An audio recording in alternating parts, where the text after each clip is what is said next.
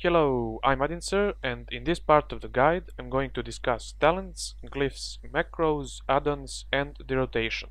If you are a new player, I would recommend that you check out my basic Brewmaster guide by clicking on the annotation on the screen. This is my default talent build and the one which I raid with almost all of the time. However, there are a few choices to be made. At level 15 we have our movement increasing talents, celerity, tiger's lust, and momentum. Now celerity increases the charges of roll to 3 and reduces its cooldown by 5 seconds. Tiger's lust is basically a rogue sprint that can be cast on you or an ally. Momentum increases your movement speed by 25% after you roll for 10 seconds. And it stacks, meaning you can get 25% for 9 seconds, then cast roll again and you get 50% of movement speed for another 10 seconds. Momentum falls short in comparison to the other two talents, since you can almost never get a chance to use it correctly to give you those 19 seconds of increased movement speed, and to be honest, you don't really need them as a monk. So your choice is between Tiger's Lust and Celerity. Now the reason I picked Tiger's Lust and I never really replaced it is because I like that it's an additional spell with which you can maneuver better than you would with a roll, because you don't travel a fixed amount of yards with it. Plus it removes all roots and slows and you can cast it on anyone in the raid. Celerity, however, is a viable pick since it is a passive and saves you the trouble of finding another keybind, and it works well with Freedom Roll, which is a glyph, and it removes snares when you cast roll, and a glyph called Rapid Rolling, which increases the range of roll for 30 seconds for 5 seconds after you used one. So it comes down to your personal preference. Moving on to the level 30 talents, there is Chi Wave, Zen Sphere, and Chi Burst. Chi Wave is an instacast on a friendly or a hostile target. It has a range of 40 yards and bounces 7 times between targets. Zen Sphere is a hot that you can place on anyone and it heals every 2 seconds for 16 seconds. At the same time it damages the nearest enemy, and after 16 seconds, or when it's dispelled, or if the target is below 35%, the sphere detonates, dealing damage and healing all targets within 10 yards. Chi Burst is a line skill shot that has a cast time of 1 second and it damages and heals everyone in the line. Now, up until recently, Chi Wave was the only choice in this tier, but Zen Sphere got buffed, so now it is the default choice in this tier, but you can try all three and see what you like. However, I would still recommend that you use Zen Sphere. It's really easy to maintain, it's just a hot on yourself. At level 45 we have Power Strikes, Ascension, and Chi Brew. They all help with Chi generation.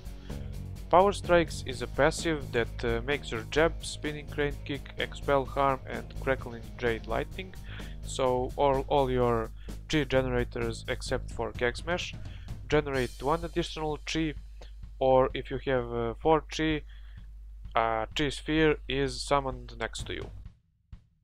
Ascension is also a passive that increases your Chi by 1 and energy regeneration by 15%.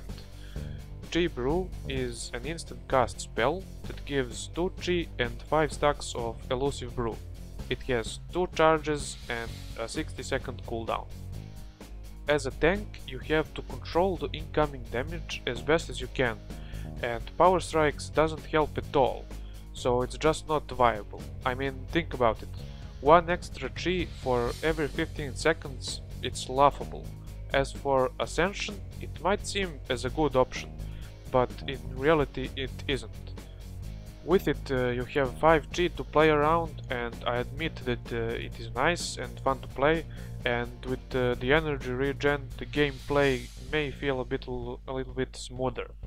But Chi Brew is a superior spell in every way, because it gives you 2 Chi on demand for guard or blackout kick or even purifying brew if you're out of energy. And you can set up great scenarios with it. Plus, it gives you 5 stacks of elusive brew, and that can be helpful no matter that elusive brew isn't that great. So it sucks, but your only choice here is Chi Brew. And don't dismiss it right away, you need to practice for a while to learn to use it. I'm not even going to describe the level 60 talents, they are mainly for PvP, and you should pick leg sweep to AoE stun for 5 seconds, since it is the only useful one. It has some synergy with Taunt Statue, and you can use it on a couple of fights where there are Addons.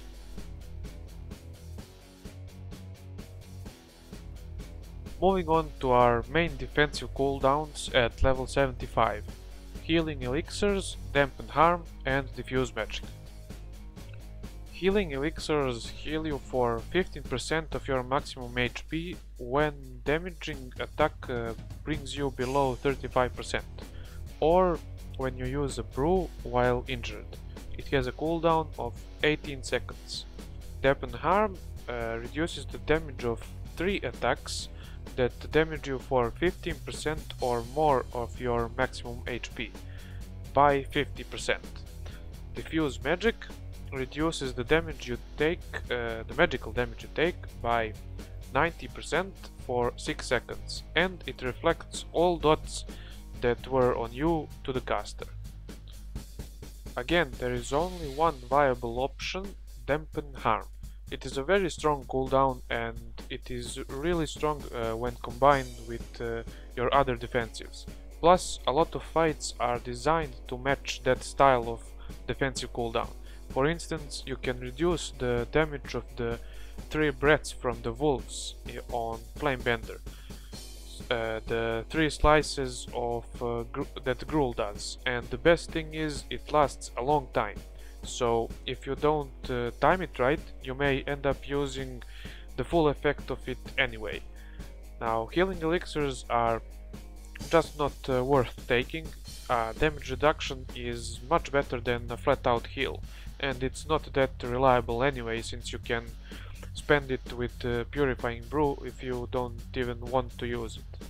And diffuse magic could be used in fights that do a lot of magical damage, but there aren't any, unless you count Blast Furnace, where the only magical damage you take is in the last phase, which is also the shortest one. There are also the wolves, as I mentioned, but they can easily be tanked with Dampen Harm. Let's take a look at our DPS talent tree, level 90. Rushing Jade Wind, Xuen, and Chi Torpedo. Rushing Jade Wind replaces Spinning Crane Kick, and it is a insta-cast AoE that damages everyone within 8 yards for 6 seconds. It generates 1 Chi if it hits at least 3 targets. Xuen is your guardian for 45 seconds, and he damages your primary target and taunts him while summoned. He also does cleave to 3 targets close to him. Chi Torpedo replaces Roll, and it now travels further and heals friendlies and damages hostiles in its path. Since these 3 are damage related, they don't really serve a great purpose to tanking, other than choosing if you want more AoE, more burst, or more sustained heal and damage. Rushing Jade Wind can be useful for picking up pads, but all the tools that monks have for that, I haven't specced into it once. Xuen is for burst phases, and he can usually be cast 2 times in a fight, preferably for the 2 burst phases. Chi Torpedo was buffed recently, and because it heals, it has kind of an improvement for tanking, I still prefer Xuen. It gives some flavor to the class, and if your raiding or dungeon group struggles in burst phases, it can really help out. But I would say that being that these three are damage talents, make your own choice. Here we are at last, the level 100 tree: Soul Dance, Tree Explosion and Serenity. Soul Dance buffs your stagger so that 30% of your normal stagger amount works against magic damage. Tree Explosion replaces Blackout Kick, but gains a 40-yard range, and for every tree spent you get a bonus effect. When one tree is consumed, you deal some damage. When two are consumed, you get 6 seconds of shuffle and deal more damage. When 3 are consumed, you get 8 seconds of shuffle, deal even more damage, and purify your stagger. When 4 are consumed, you get 10 seconds of shuffle, deal the most damage, purify your stagger, and do some AoE damage as well.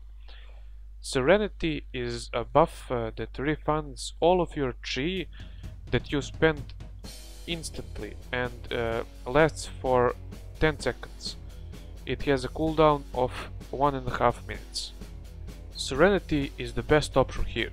After one use, it makes your shuffle last 1 minute, so you won't even have to use Blackout Kick almost until the next Serenity. You even gain some bursting potential to kill adds faster, and the best part is Purifying Brew is off the global cooldown, so for the 10 seconds you have, you can spam Blackout Kick and Purifying Brew like a madman, and you can use guard as well if you really need to. Soul Dance, on the other hand, is forgettable, and Tree Explosion makes your life harder, but that doesn't mean it's not viable.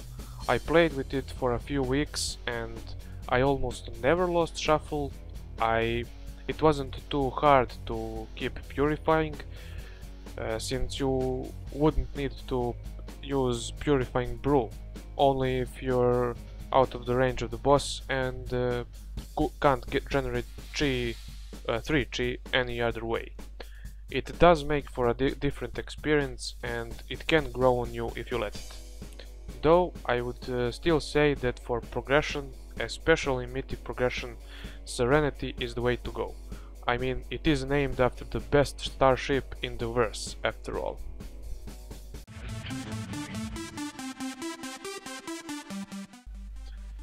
We are pretty lucky in the number of glyphs we can choose from, since only one is mandatory, and that one is Glyph of Expel Harm. It reduces the cost of Expel Harm by 5 energy when you are below 35% of your maximum HP, and that combined with the passive effect of Expel Harm, which removes the cooldown on it at the same HP percentage, makes it mandatory. The other two I usually take are Keg Smash and Touch of Death. They both can be replaced, but I haven't found a need to replace Keg Smash, since it gives 5 yards to Keg Smash and makes pulling adds and bosses and generating chi easier. Now, Touch of Death is a different story. It's a double-edged sword, because on some bosses it's actually preferable not to have the glyph equipped, since it increases the cooldown on Touch of Death to 3.5 minutes up from 1.5, meaning that you cannot help out your team every burst or add phase with it. Luckily, there are a few other useful glyphs to replace it with. One is Glyph of Breath of Fire. When you use Breath of Fire, all targets affected are disoriented for 3 seconds. And that might not be useful in raids, but for leveling, soloing, and in dungeons it is amazing. Next is Glyph of Fortifying Brew, and it basically makes your Fortifying Brew 1 or 2% more effective. I'm not too sure on the math, but even if it was 5%, which it most certainly isn't, you don't need a stronger version of it, unless you're constantly dying while under the effect of it, which should never happen. Glyph of Fortuitous Spheres is just a really low heal, nothing special about it, and the reason I'm mentioning it is because to a new player it might seem like a good idea to have an extra heal, but it's negligible at best. Another useful one is Glyph of Zen Meditation, and it enables you to move while casting Zen Meditation. Nothing much to say about this one, other than use it when you think it's a good time to use it. And the last one worth mentioning is Leer of the Ox, but again, not for raiding, since it doesn't work on bosses. It just helps you alleviate some pressure from you while targeting your statue. The rest just aren't too good.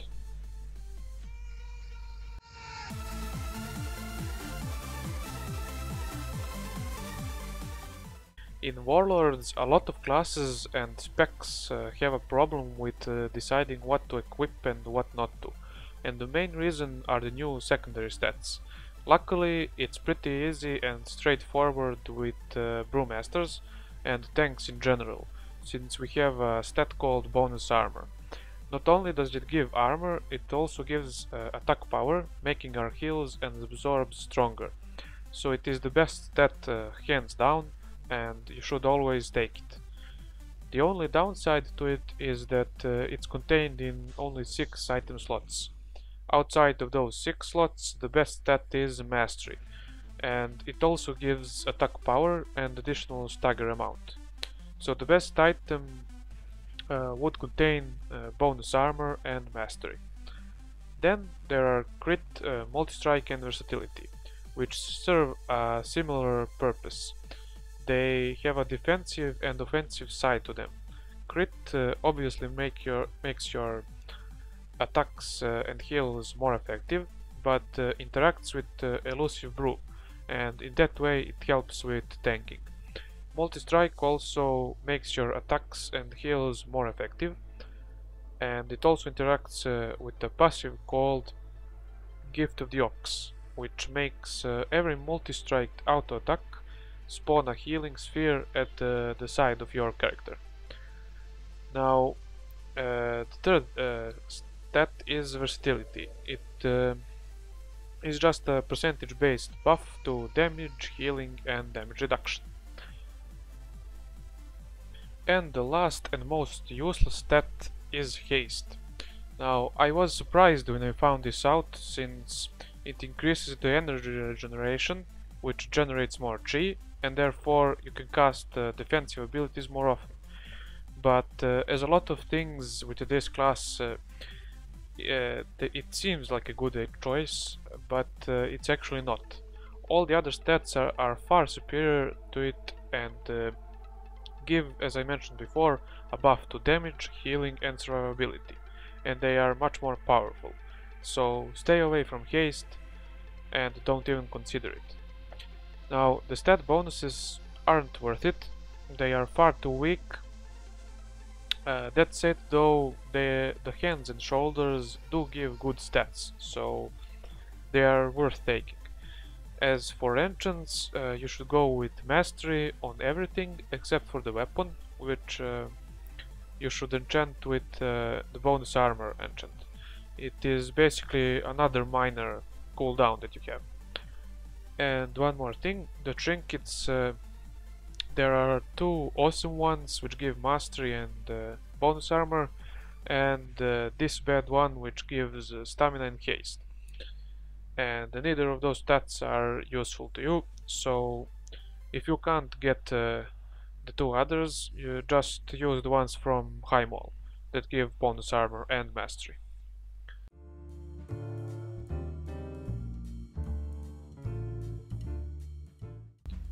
I don't actually use a lot of macros, but I have a few really useful ones. First is Spinning Crane Kick Cancelaura, and as you already know, if you cast Spinning Crane Kick you can't do anything for 2 seconds, and that's unacceptable for tanking in general, because you can't do anything in those 2 seconds. And what this macro does, it just cancels that cast or that aura, whatever you want to call it, whenever you want. So it's one button macro instead of two. Next is a much more useful macro, and it would be best if I showed you an example. So if I'm tanking the boss, a bunch of ads spawn, the statue picks them up, and you want to switch aggro to you to take them at one spot. You could place another statue right there, but you would lose all aggro for a couple of seconds, and ads would go on the DPS. So then what would be better to do is just to taunt it, but in order to do that you have to click on it and go back to your boss. So click, taunt, go back, and that wastes a lot of time. Boss, I mean, it's not a lot, but do it a couple of times and it's 10, maybe 15 seconds. Anyway, this macro just makes that whole ordeal a lot easier and faster. It takes like less than a second. So I click it, it switches and taunts and switches back in. You don't really notice it. And to be honest, it's the most useful macro for Brewmasters that I at least found. Then we have a couple of small ones. Dismiss pet. It just works as any other dismiss pet. You summon your Xuen, and if you're using him, of course, and rather than right clicking and clicking on dismiss, you can just use this macro. It dismisses him right away, and that's useful when you have to stop DPS, for instance on Iron Maidens, or if you're back in MOP, say General Nazgrim or something like that. Anyway, I use this one as an extra defensive cooldown, but the reason I use it is because I have two unused trinkets, and I use one on a separate cooldown and this one with Generic Armor Potion on the pool, and one time in a fight when I really need it. Then we have Fortifying Brew together with Healthstone and Healing Tonic, or Healing Tonic, depending if you have a Warlock or not. But this is kind of wasteful. I mean, you could sometimes waste the Healthstone because you have like a little bit of lost HP and you waste it, but in general, outside of let's say mythic progression, but the last few bosses maybe, this is just a fine macro. It gets you, it tops you no matter what HP you have, and after that you can't die for like 15-20 seconds. And there are two more, yeah. The mouse over paralysis and the mouse over Tiger's Lust. Oh, I changed this one for PvP purposes. I didn't have enough room, but yeah, just replace paralysis with Tiger's Lust. And moving on to add-ons. I have TPM. I've been using it for a couple of years. I'm satisfied with it, and I've gotten used to it, so it's still a personal preference. Then we have weak auras, which is the one add-on that every raider should know about. But to be honest, I really think that it's not needed for most classes. Although when I started playing Monk, I saw that you need to keep track of shuffle, and having it here is really a strain on the eyes and the brain as well, so you needed an add-on for it, and the best one is weak auras. Now of course you can track all sorts of things, every single cooldown, spell, debuffs, buffs and stuff like that with this add-on, but shuffle is the only mandatory thing.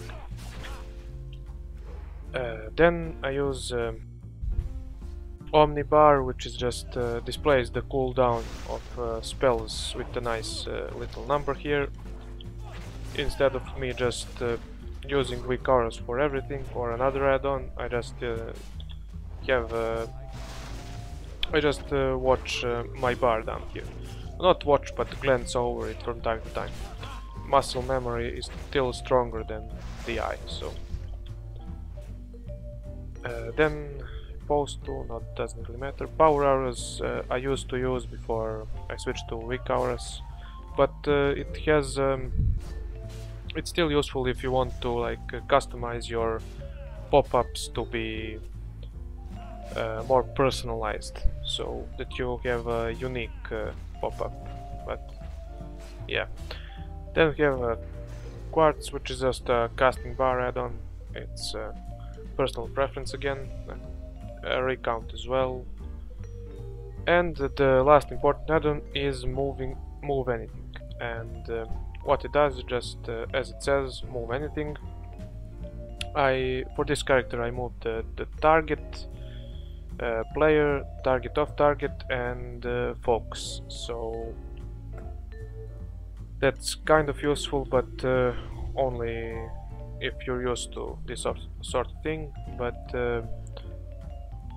what is more useful is the class specific stuff like G bar and Stagger Bar.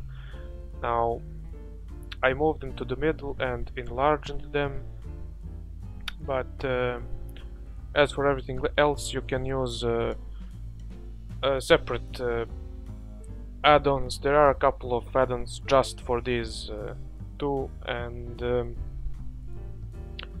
use them if you want, but I personally like having the Blizzard default ones, and with this add-on I can make that possible. Otherwise they would be like all the way up here with the player and target, and they were so small as well, but like this it's perfectly fine. And I guess that's it. Yeah, that should be it for add-ons.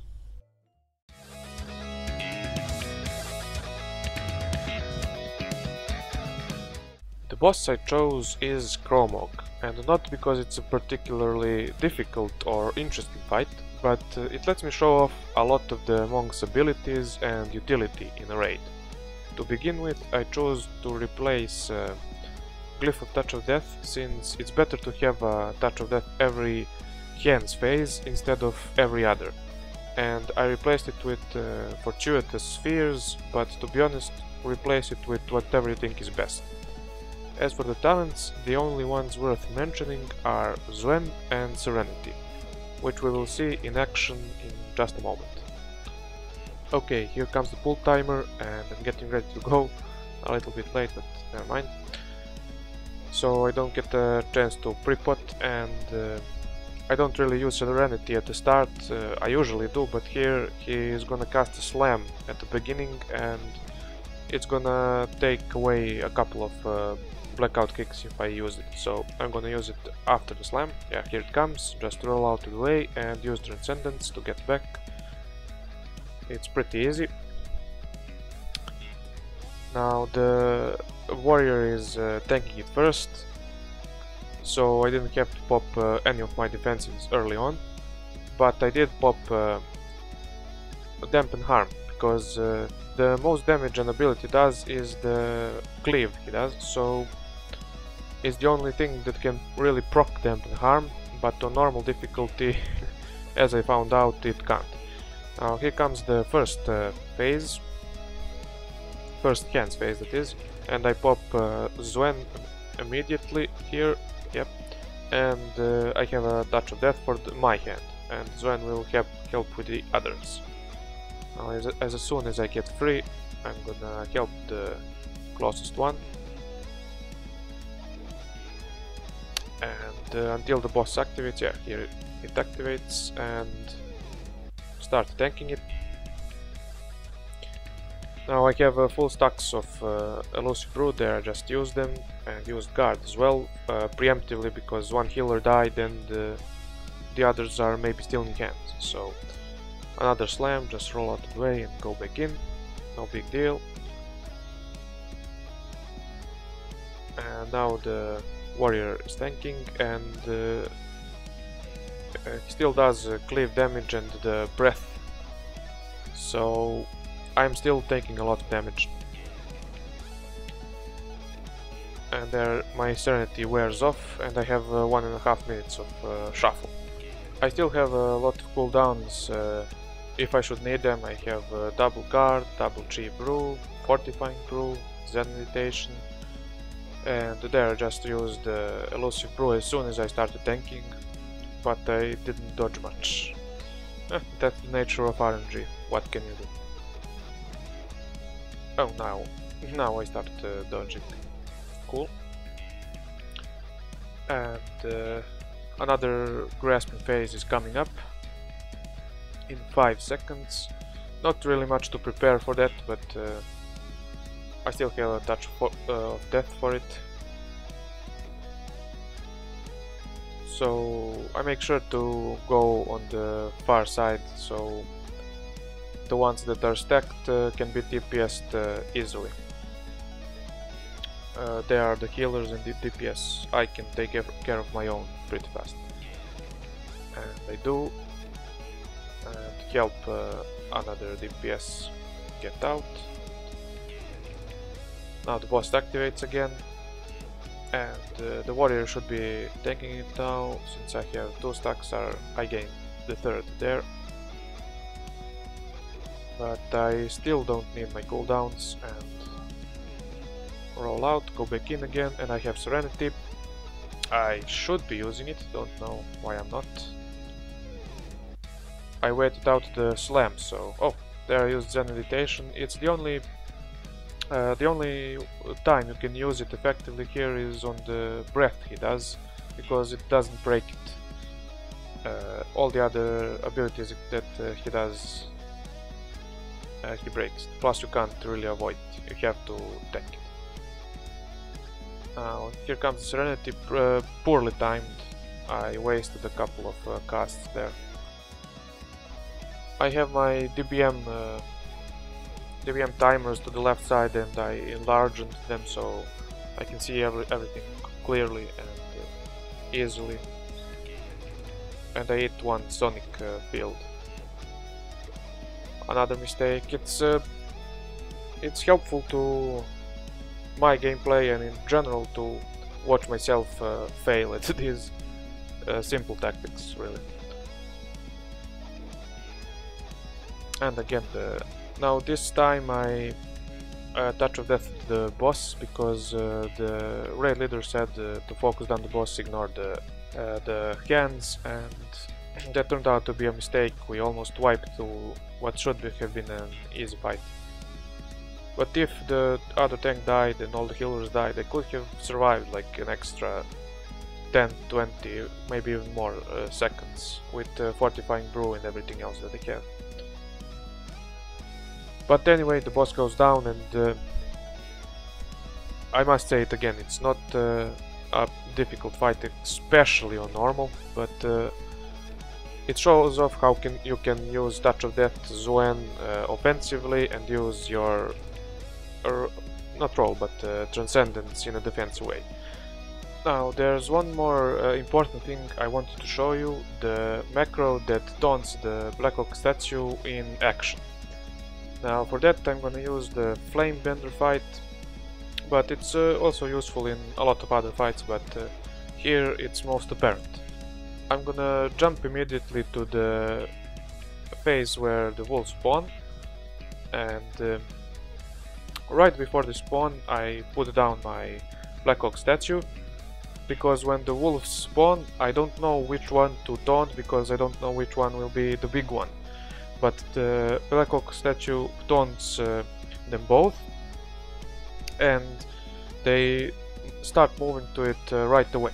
And as soon as I see them start moving, I click on the macro or use a Combine, and they instantly switch to me, and I can place them wherever I want, without having to click the statue, mouse over it, or doing basically anything else that would accomplish the same task. And again, it's useful in literally every boss that has a add phase. Plus, one more thing, you can always touch of death the wolves. That was all the knowledge I had to share, and if you found it useful in any way, or if you disagree with something that I said, or maybe I just forgot to point out a crucial part of Brewmaster tanking, please let me know by commenting on this video. It has been a blast making this guide, although it took quite a while due to some technical difficulties. I hope you enjoyed it as much as I did, and see you next time.